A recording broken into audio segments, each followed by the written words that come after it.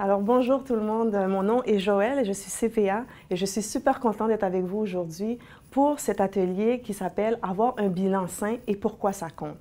Écoutez, si vous avez des questions durant le séminaire, je vous demanderai d'attendre et d'attendre à la fin parce qu'on aura un temps pour les questions et réponses.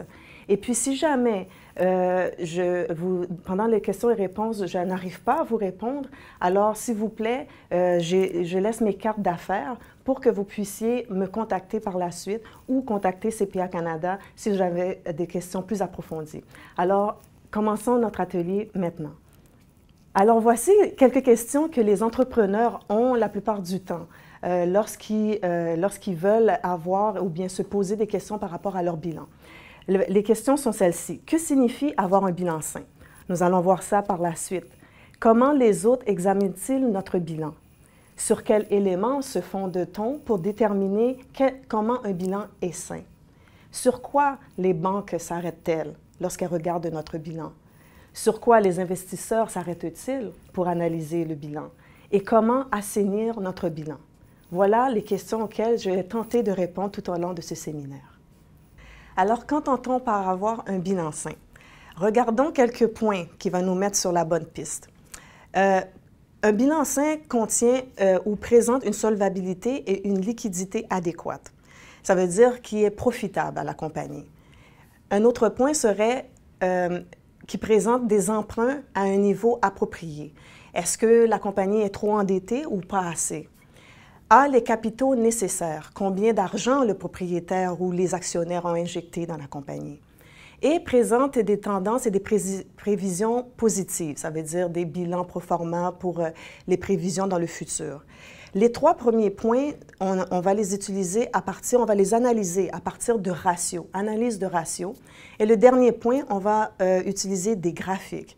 Et tout ça, tous ces éléments font référence et indiquent une situation financière assez solide. Pourquoi est-ce important d'avoir un bilan sain?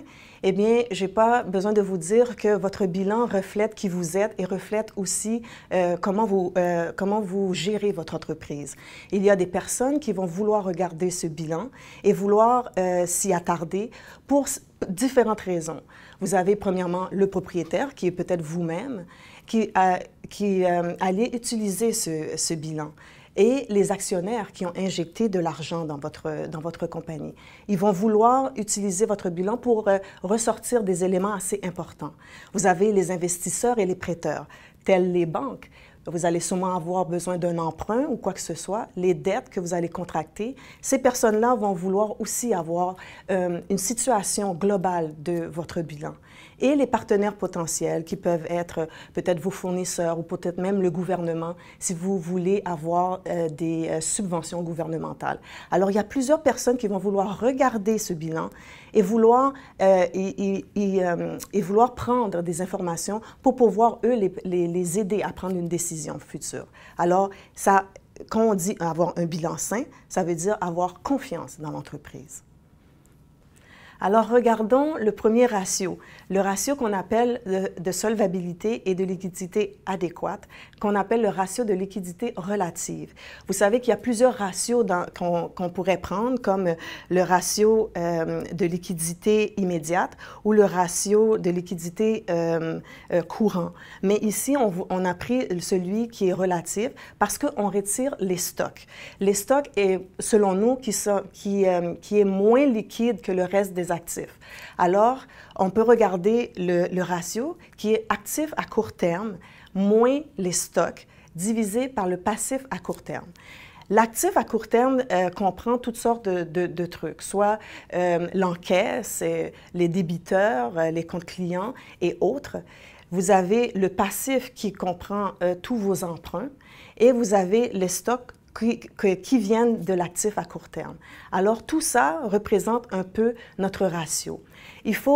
Dans le marché, il faut que ce ratio-là soit moins de 1. On considère qu'un ratio inférieur à 1 est très bien pour votre entreprise. Et la plupart du temps, les prêteurs, les personnes qui vont vous prêter cet argent, vont mettre des clauses restrictives, vont vous demander justement, ils vont vous donner leur attente par rapport à ce ratio. Et il faut toujours regarder, lorsqu'on utilise un ratio, il faut toujours regarder l'horizon de 1 an. On se donne 1 an, ça veut dire un actif dans d'un an ou un passif dans d'un an. S'il devient liquide, c'est dans cet horizon-là qu'il faut regarder ce ratio. Alors, prenons l'exemple. À l'actif à court terme, supposons que nous avons 150 000 $, nous y retirons le stock de 40 000 $, divisé par le passif à court terme de 100 000 $, ça nous donne un ratio de liquidité relative de 1,1, ce qui est très bien parce qu'il est au-dessus de 1 et ça nous donne un aspect positif à la chose. Si on revient avec le ratio de liquidité relative, cet exemple, vous pourrez l'avoir tout au long du séminaire. On va le reprendre à chaque fois. Alors, vous avez l'actif à court terme, ici, dans notre exemple, qui est de 60 000 $, et vous retirez les stocks qui est d'une valeur de 20 000 $, ici, dans notre exemple, et vous le divisez le tout par le passif à court terme, ici, dans notre exemple, qui serait de 35 000 $.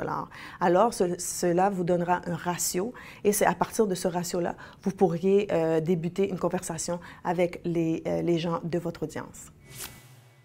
Alors, voici notre deuxième ratio. Nous avons un emprunt de niveau approprié. Alors, le ratio s'appelle le ratio de couverture des intérêts.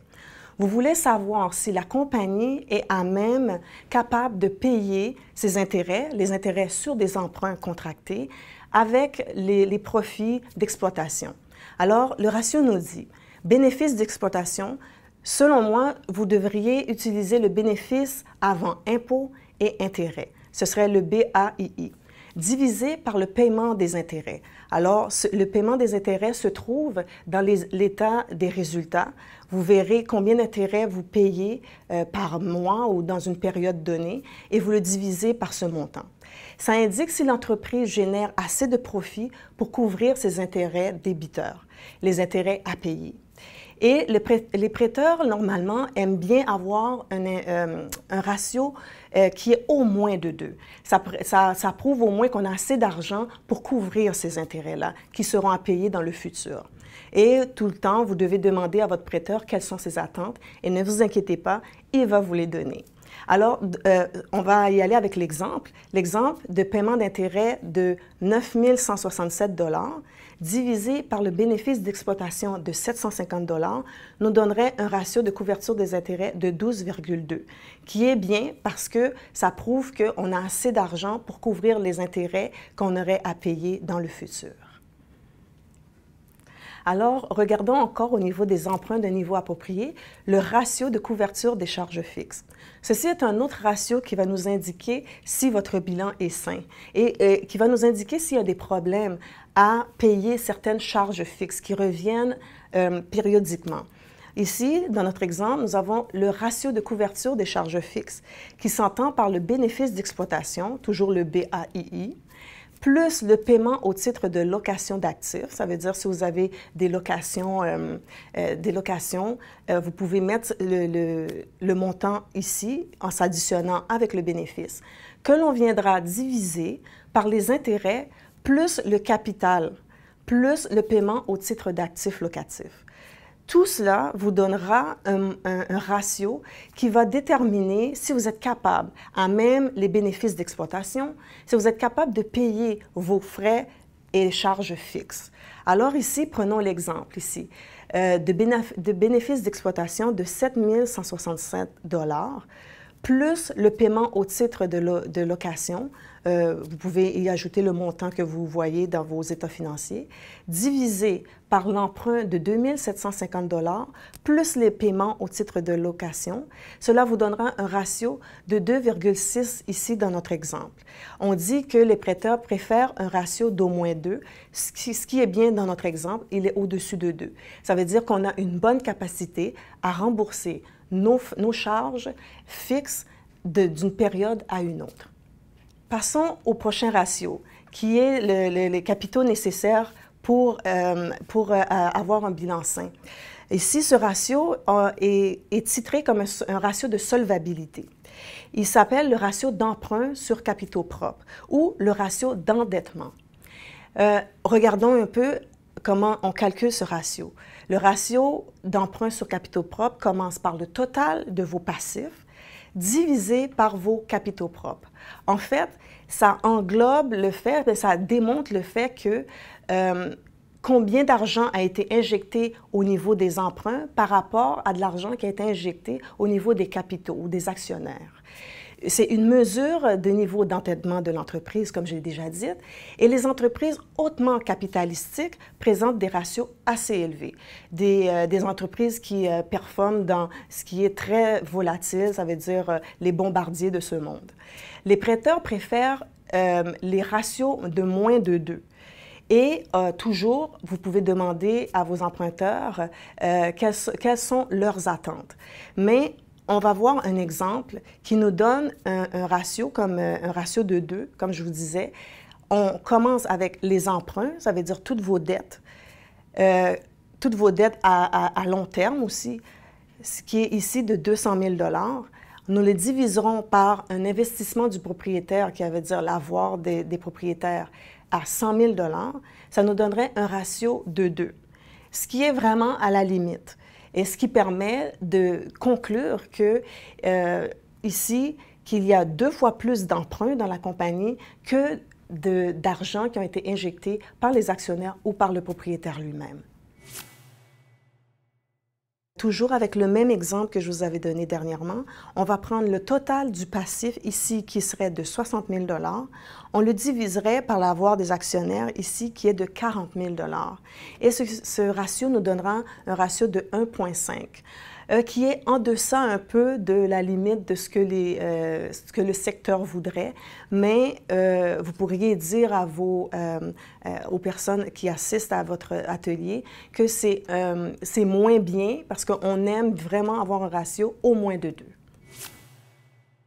Alors, passons à un autre élément qui va nous aider à voir si notre actif, si notre bilan est sain. Nous avons ici, pour les capitaux nécessaires, nous avons le concept de ce qu'on appelle le fonds de roulement ou le working capital en anglais. Le fonds de roulement est une mesure des actifs liquides qui servent à l'exploitation courante de l'entreprise. On veut savoir combien d'argent qui reste dans nos mains qu'on pourrait convertir ou bien qu'on a tout de suite pour pouvoir s'acquitter de certaines choses dans la compagnie. Alors, prenons un exemple ici. Nous avons, pour le fonds de roulement, nous devons considérer l'actif à court terme et soustraire le passif à court terme. Et cela nous donnera un montant qu'on appelle le fonds de roulement. Dans notre exemple, le montant de l'actif est de 105 000 $. Nous y enlèverons 15 000 $ pour de passif, qui nous donne un fonds de roulement de 90 000 $. Il faut toujours considérer ce 90 000 $-là dans la perspective toujours dans un horizon de 1 an, si jamais c'est l'horizon que vous avez choisi. Pour l'actif à court terme, nous allons évaluer tout ce qui est la trésorerie, ça veut dire le cash, l'espèce et quasi-espèce, les stocks et les comptes clients. Pour le passif à court terme, nous allons évaluer les fournisseurs, ce qui est la plupart du temps, tout ce qu'on voit dans les bilans la plupart du temps, ce sont les fournisseurs. Et cela nous donnera le montant global de ce qu'on a ici, de 90 000 pour un fonds de roulement, ce qui est considéré comme l'argent nécessaire pour l'exploitation de notre entreprise.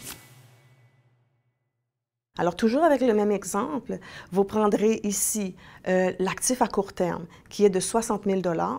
Vous y retirez votre passif à court terme ici, qui serait de 35 000 $, ce qui vous donnera un résiduel de 25 000 $ comme fonds de roulement qui reste pour l'entreprise. Alors, c'est ce type que vous pourriez partager avec les personnes qui assistent à votre atelier. Alors, nous avons un autre point pour pouvoir analyser et voir si notre bilan est sain. Nous avons l'analyse des tendances, le taux de croissance. L'analyse des tendances tient à regarder, à identifier la variation dans les chiffres comptables, puis ça va pouvoir nous permettre de voir ou faire des prévisions dans le futur. Ici, on dit qu'on compare la variation relative des valeurs d'une période à une autre. On détermine quelle valeur qui augmente, quelle valeur qui diminue et quelle valeur qui ne bouge pas. Pour ce faire, il faut calculer le taux de croissance, qui se calcule ainsi. Vous prenez votre valeur de clôture, moins votre valeur d'ouverture, et le divisez encore par la valeur d'ouverture, qui vous donnera un pourcentage, un taux de variation. La plupart du temps, ce taux de variation-là va nous permettre de détecter les tendances.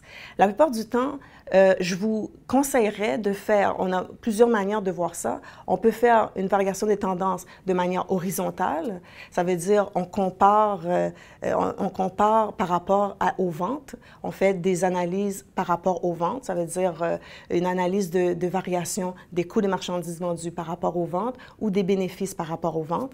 Et on peut faire aussi une variation des tendances horizontale, verticale.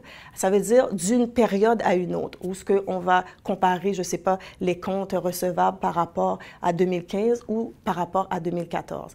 Il faut toujours prendre les variations et regarder ce qui tend vers le futur. Est-ce qu'il y a une tendance qui est positive, ça veut dire qui augmente au travers du temps, ou est-ce qu'il y a une tendance qui est négative, qui diminue au travers du temps? Et avec cela, vous pourriez prendre des décisions, voir un peu comment est-ce que les éléments de vos actifs ou les éléments de vos bilans se comportent d'une période à une autre.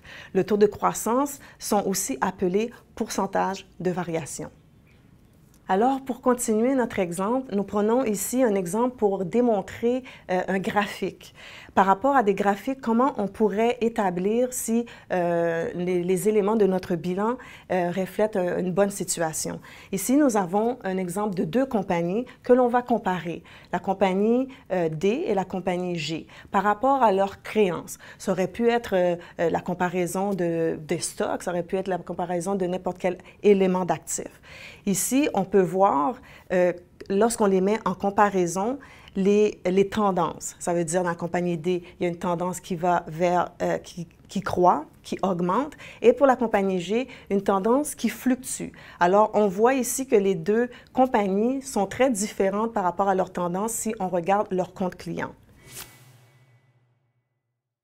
Lorsqu'on fait la comparaison des deux entreprises de la société D et de la société G, il faut mettre en évidence qu'il faut comparer les deux entreprises dans le même secteur d'activité et il faut s'en tenir à ça. Il ne faut pas comparer une grosse entreprise avec une petite entreprise et amener aussi les gens à discuter avec vous parce que vous avez des entrepreneurs dans la salle qui ont de l'expérience et qui pourront un peu vous parler de ce qu'ils ont déjà vécu ou comment sont-ils allés chercher de l'information pour comparer leur entreprise avec un autre entreprise. Alors, c'est vraiment d'amener la discussion et de faire attention aux valeurs ou comment on compare les deux entreprises l'une avec l'autre. Alors, plusieurs d'entre vous, comme entrepreneurs, vous devez vous poser cette question, sur quoi les banques vont s'arrêter lorsqu'elles vont regarder mon bilan? Alors, elles ont des spécificités, les banques, lorsqu'elles vous empruntent de l'argent. Et on a les banques, les caisses d'épargne et de crédit et autres prêteurs vont être très à l'affût de certaines choses qui vont se passer dans votre bilan. Ils vont vous prêter de l'argent, mais à certaines conditions, qu'on appelle des clauses restrictives. Alors, ils vont vous mettre des clauses restrictives sur les ratios, par exemple, et ils vont vous demander un certain rendement sur certains postes de bilan. Alors, ces conditions-là, vous allez devoir les engager ou les entretenir avec votre banque. La plupart du temps, les banques ne sont pas interventionnistes. Ça veut dire elles ne vont pas s'occuper de votre gestion des affaires. Vous allez devoir le faire vous-même, mais elles vont avoir un œil et un regard sur comment vous gérez les affaires de votre entreprise. Elles vont exiger des rapports et des rencontres de manière régulière. Elles vont peut-être aussi vous exiger que, je ne sais pas, que vos stocks soient bien assurés, une preuve d'assurabilité par rapport aux assurances que vous prenez pour vos stocks, les assurances pour les propriétaires d'entreprises. Elles vont vous demander des rapports très régulièrement, trimestriellement, la plupart du temps, aux 3 mois, de leur fournir certains rapports, la plupart du temps, ou annuellement.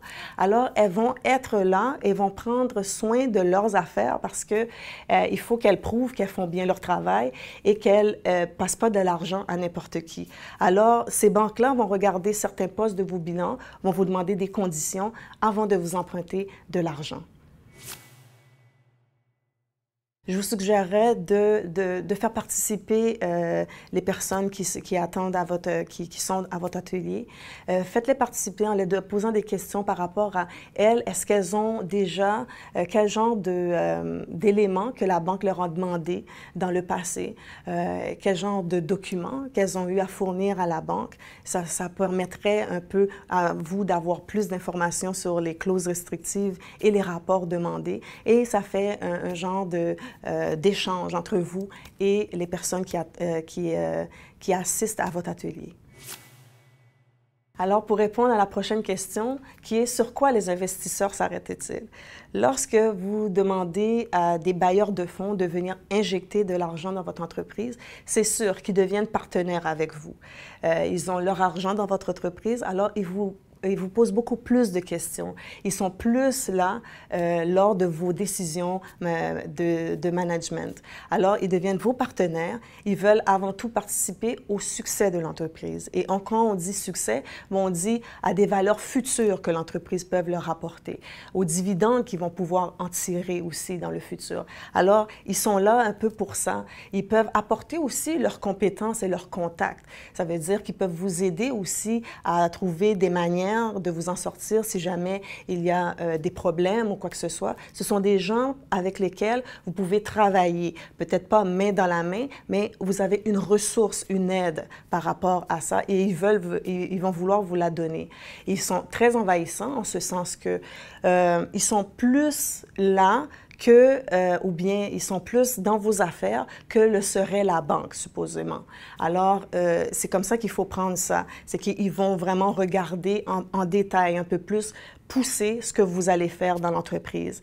Et ils peuvent faire appliquer des dispositions contraignantes, excusez-moi, si les cibles de performance ne sont pas atteints. Alors, n'oubliez pas que eux, leur objectif, c'est d'avoir des dividendes et c'est d'avoir une future profitabilité de votre entreprise. Alors, ils vont être là un peu plus soutenus, avoir un regard un peu plus soutenu sur vos états financiers. Concernant la question sur quoi les investisseurs s'arrêtent-ils, on peut ici faire participer les gens dans la salle en leur posant des questions plus poussées aussi, en leur demandant leur expérience avec des investisseurs.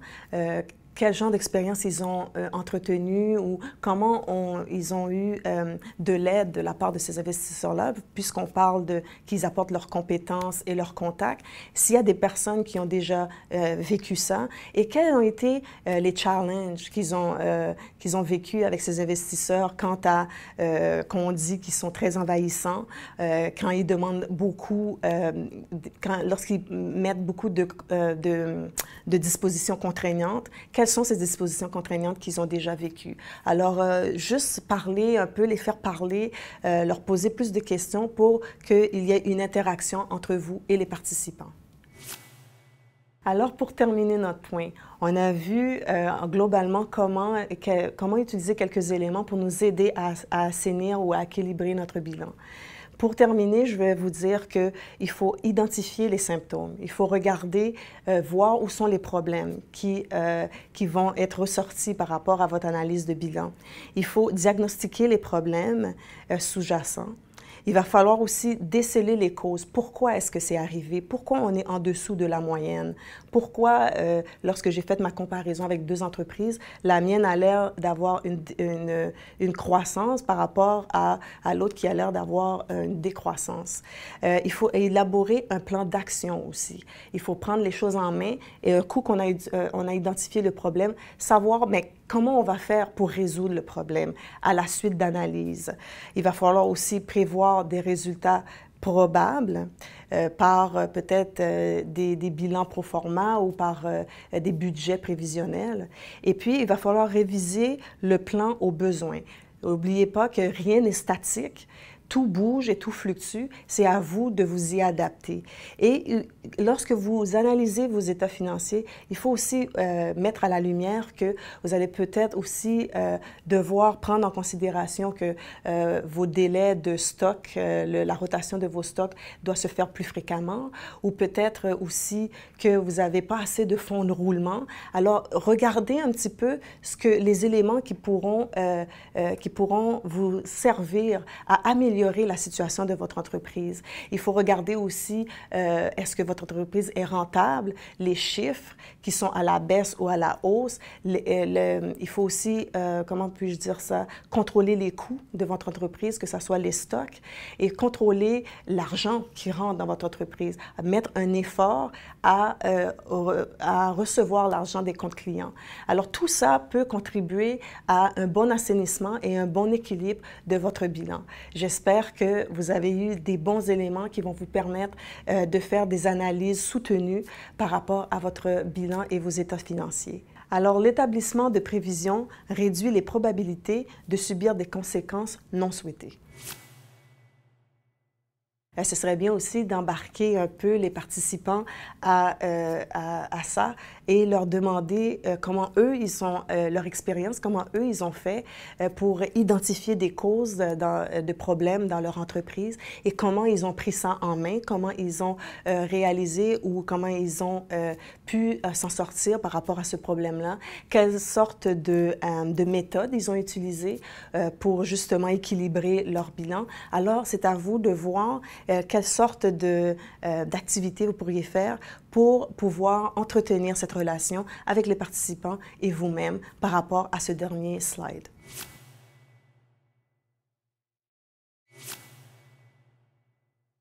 Alors, pour chacun des volunteer tips, vous devez savoir qu'on met à votre disposition certains documents qui vont vous aider durant votre présentation, comme le glossaire, l'explication des mots, et puis la comparaison et mise en opposition, et aussi le bilan de base.